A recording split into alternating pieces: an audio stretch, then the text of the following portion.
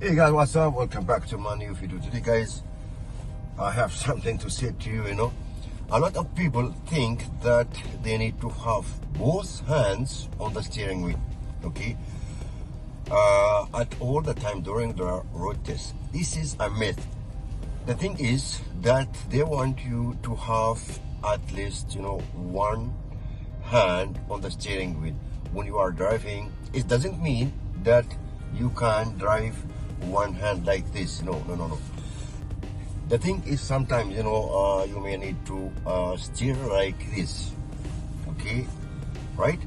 And when you are steering like this, you're taking your hand off the steering wheel, okay?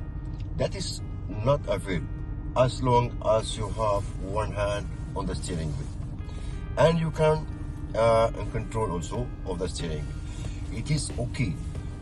You can also shuffle, okay? You can also shuffle.